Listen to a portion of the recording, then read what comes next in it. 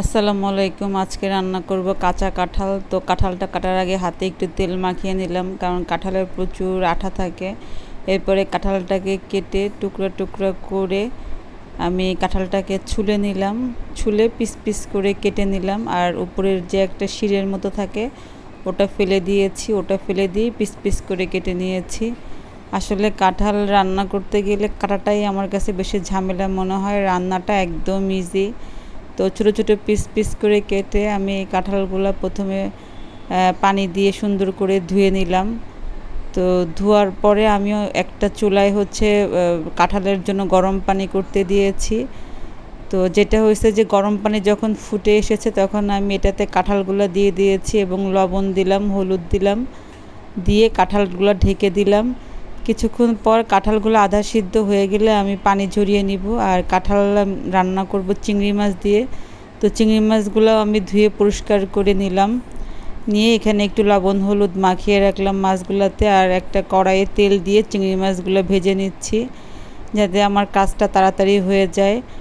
আর অন্যদিকে কাঁঠাল রান্না করার জন্য চুলায় কড়াই দিয়েছি, তেল দিলাম। এরপর পেঁয়াজ রসুন বাটা, তারপরে একটু আদা বাটা, এরপরে আপনার হলুদের গুঁড়া, মরিচের গুঁড়া, লবণ, তারপরে দিয়ে দিলাম ধইনা গুঁড়া। এরপরে আপনার একটু রাঁধুনি গরম মশলার গুঁড়া দিলাম, সবই আপনার 1 চা চামচ করে। এরপরে আমি কাঁঠালগুলো দিয়ে আমি কষাতে থাকবো, অল্প অল্প পানি দিয়ে কষাবো, বেশি পানি দিব না, যাতে অল্প অল্প পানিতে কষাবো আর মশলাগুলো যাতে কাঁঠালের মধ্যে ঢুকে যায়। আর কাঁঠালগুলো তো আমি হাফ বয়েল করে আগেই রেখেছিলাম। যাই হোক, অনেকক্ষণ ধরে কষানোর পরে যখন মশলাটা থেকে কাঁচা গন্ধটা চলে যাবে তখন আমি এটাতে ঝোলের পানি দিয়ে দিব।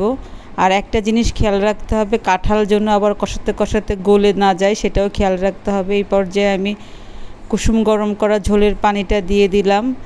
ঝোলের পানিটা দিয়ে আমি কিছুক্ষণ কাঁঠালটাকে ঢেকে দিব, যতক্ষণ না পর্যন্ত জাল না উঠছে, মানে বলক না উঠছে। বলক উঠলে আমার ভেজে রাখা চিংড়ি মাছগুলো আমি এখানে দিয়ে দিব।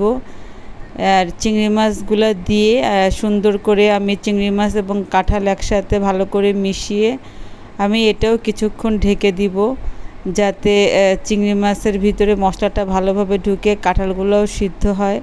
তো কিছুক্ষণ পরে আমি ঢাকনাটা খুলে রাখবো। আর এই কাঁঠালের যে ঝোলটা সেটা বেশি ঘন হবে না, মানে পাতলা হবে না, একটু মাখা মাখা হবে। তো এই পর্যায়ে আমি জিরার গুঁড়া দিয়ে দিলাম। আর অন্য একটা চুলায় আমি তেল দিয়ে পেঁয়াজ রসুন কুচি দিয়ে দিলাম, ভালো করে বাদামি করে ভেজে কাঁঠালের উপরে আমি একটু ফোড়ন দিয়ে দিলাম। ফোড়নটা ভালো করে মিশিয়ে দিব। আর কিছু কাঁচামরিচ ফালি করে রেখেছিলাম, ফোড়নটা মিশিয়ে দেওয়ার পরে কাঁচামরিচগুলোও দিয়ে দিব। আমার কাঁঠাল রান্না করা অলমোস্ট শেষ। এই কাঁঠালের ঝোল থাকবে না, তেমন একটা মাখা মাখা থাকবে। তো এইটা আমার কাঁঠালের ফাইনাল লুক, খেতেও অনেক মজা হয়েছিল। ধন্যবাদ সবাইকে।